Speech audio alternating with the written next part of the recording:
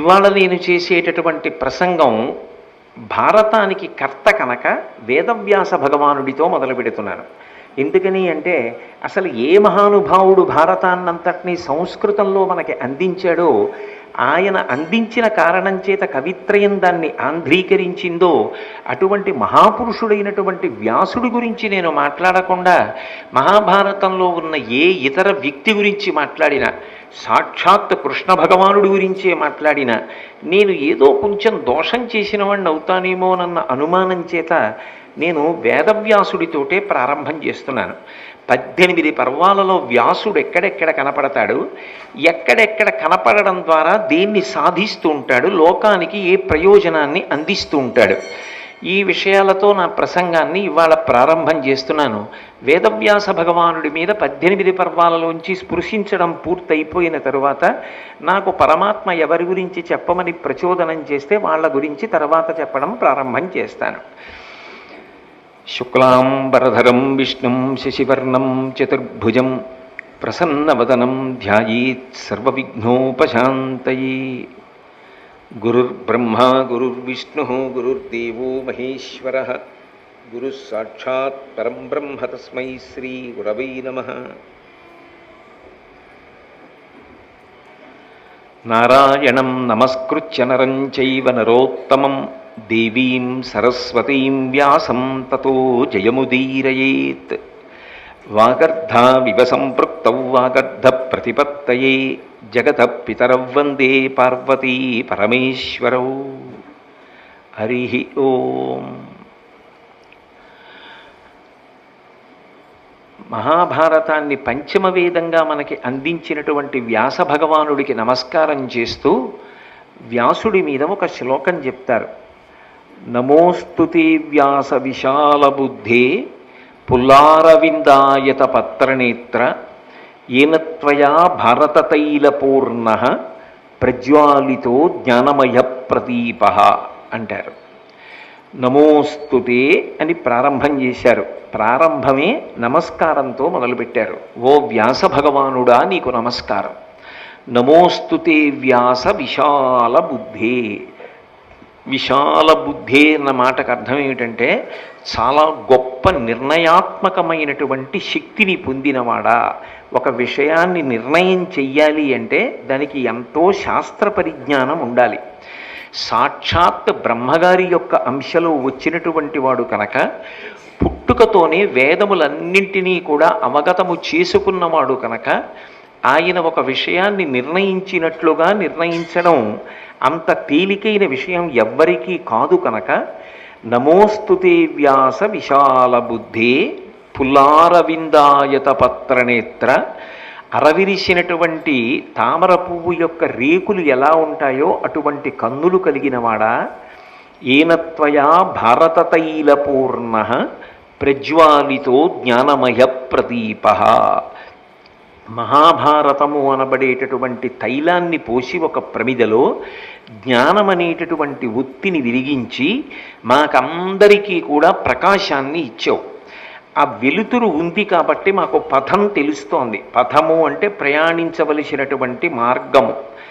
ఒక మార్గము తెలియాలన్నా, ఒక వస్తువు ఏది అన్నది అవగతం కావాలన్నా వెలుతురు ప్రధానం. నేను చీకట్లో నడిచి వెడుతుంటే అక్కడ అడ్డంగా ఒక లావుపాటి తాడు పడి ఉందనుకోండి, నేను ఆ తాడు వంక చూసి పాము అని భ్రమ చెందవచ్చు. అది పాము అని అనుకోగానే దానికి ఓ పడగుందని, అది పడగెత్తుతోందని, బుస్సుమంటోందని భయం వేసి భయవిహ్వలురనై చెమటలు పట్టి ఏ విషయమూ స్ఫురణలోకి రాక అలాగే నిలబడిపోతాను. అప్పుడు నేను చదువుకున్నటువంటి చదువుకి సంబంధించినటువంటి పత్రములు కానీ, నేను చేస్తున్నటువంటి ఉద్యోగ సంబంధమైనటువంటి పత్రములను కానీ, నేను సంపాదించిన ఐశ్వర్య సంబంధమైన యాజమాన్య హక్కుని నిరూపణం చేసేటటువంటి పత్రములను కానీ ఏవి తీసుకొచ్చి అక్కడ పెట్టినా నాకు అది తాడో పామో అర్థం కాదు. అది తాడో పామో నాకు అర్థం అవ్వాలి అంటే అటుగా ఎవరో చూసి ఒక దీపం తీసుకొచ్చి దీపపు వెలుతురులో చూసి అయ్యో మీరు భయపడుతున్నారు, ఇది పాము కాదండి తాడు అన్నారు అనుకోండి, ఆ దీపపు వెలుతురులో నేను ఇది పాము కాదు తాడు అని తెలియగానే నాకున్నటువంటి భయం అంతా నశించిపోతుంది. అంటే అసత్యమేదో తెలియాలి, సత్యమేదో తెలియాలి. సత్యమైనటువంటి వస్తువు అవగాహనలోకి వచ్చినటువంటి ఉత్తర క్షణంలో మనిషి లోపల ఉన్నటువంటి భయం అంతా కూడా తొలగిపోతుంది. అలా మనకున్నటువంటి అజ్ఞానం అనేటటువంటి చీకటిని తొలగించగలిగినటువంటి జ్ఞానదీపాన్ని వ్యాస భగవానుడు వెలిగించాడు. ఎలా వెలిగించాడు అంటే మహాభారతం అనబడేటటువంటి దీపాన్ని వెలిగించాడు. మహాభారతాన్ని పంచమ వేదము అని పిలుస్తారు. వేద రాశిని విభాగం చేసిన వాడు కూడా వ్యాసుడే. నిజానికి వేదములు మూడే. త్రైవేద్యం హృద్యం త్రిపురహరమాద్యం త్రినయనం అంటారు శంకరాచార్యుల వారు. అందులో ఋగ్వేదము, యజుర్వేదము, సామవేదము. మళ్ళీ ఈ మూడు వేదములలో ఉన్నటువంటి విశేషములనే ఉద్ధరించి అధర్వణ వేదాన్ని తీసుకొచ్చారు.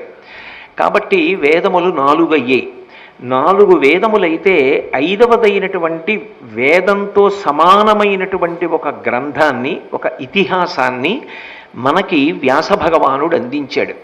ఇతిహాసము అన్న మాటకు అర్థం ఏమిటంటే ఇతిహాసం, ఇది ఇట్లే జరిగినది. అందులో ఒక్క అక్షరం కూడా కల్పితం కాదు. ఆయన అందులో ఎవరి గురించి మాట్లాడుతున్నాడో, ఏ వంశాల గురించి ప్రతిపాదన చేస్తున్నాడో, ఎక్కడ ఏ విషయాలు జరిగాయని చెప్పారో అందులో ఒక్క అక్షరము కూడా కల్పింపబడినటువంటిది కాదు. అవి యథార్థముగా జరిగినటువంటి విషయములైతే వాటిని ఇతిహాసములు అని పిలుస్తారు.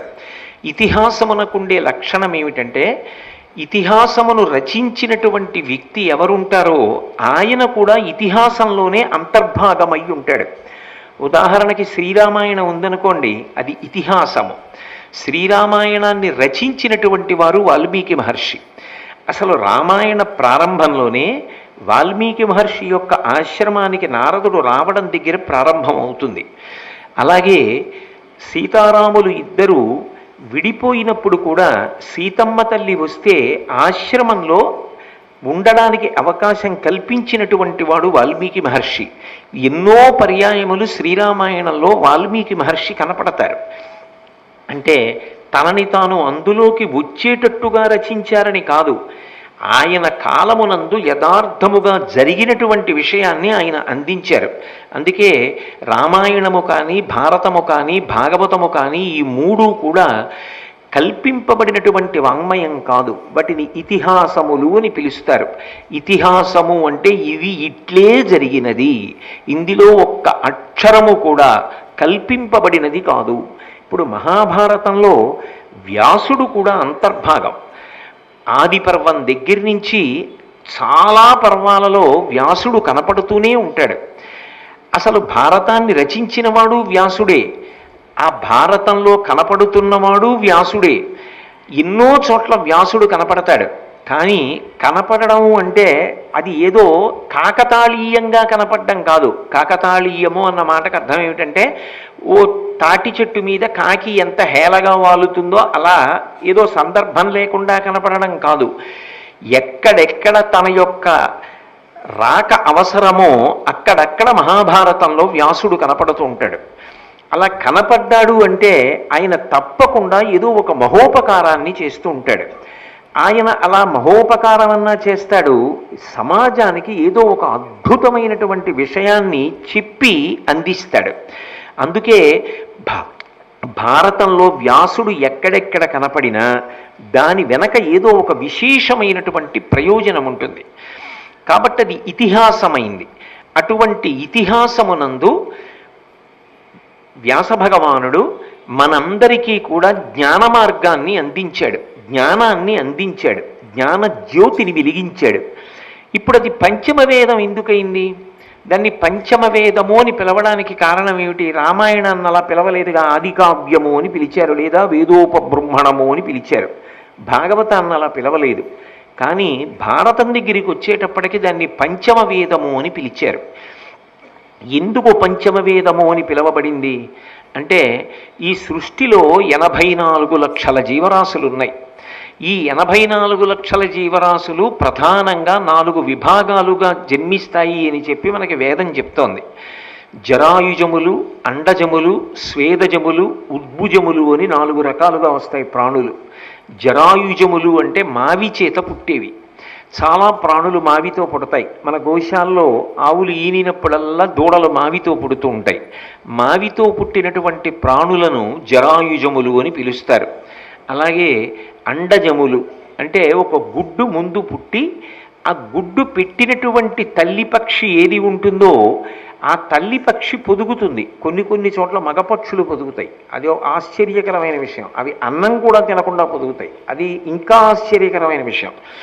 అసలు గుడ్డుని 45 రోజుల పాటు పొదుగుతూ ఇక పైకి లేవకుండా అలాగే ఉండి ఆ పుట్టినటువంటి పిల్ల గుడ్డు బద్దల కొట్టుకుని పైకి వచ్చేటప్పటికీ ఆహారం లేని కారణం చేత పిల్లని చూడగానే తండ్రి పక్షి శరీరం వదిలేస్తుంది.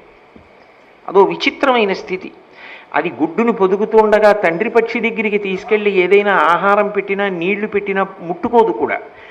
ఇప్పటికీ మీరు కావాలంటే మనకి కాకినాడలో స్థానికంగా ఎన్ఎఫ్సిఎల్ అని ఒక సంస్థ ఉంది. అందులో ఉన్నాయి ఈము పక్షులు అంటారు. అందులో ఆడపక్షి గుడ్డు పెడుతుంది కానీ పొదగదు, వెళ్ళిపోతుంది. మగపక్షి పొదగడం మొదలు పెడుతుంది. ఒక్కొక్క గుడ్డు ఇంతంత గుడ్డు ఉంటుంది.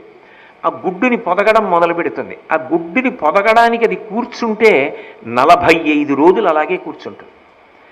అలా కూర్చున్నప్పుడు అది నీళ్లు తిందు, ఆహారం పుచ్చుకోదు. కానీ అక్కడ వైద్యులు దానికి ఒక ప్రత్యేకమైన వ్యవస్థ చేసి కొన్ని ప్రత్యేకమైనటువంటి పోషక విలువలు కలిగినటువంటి ఆహారాన్ని శరీరంలోకి ఎక్కించి మగపక్షి మరణించకుండా కాపాడుతుంటారు.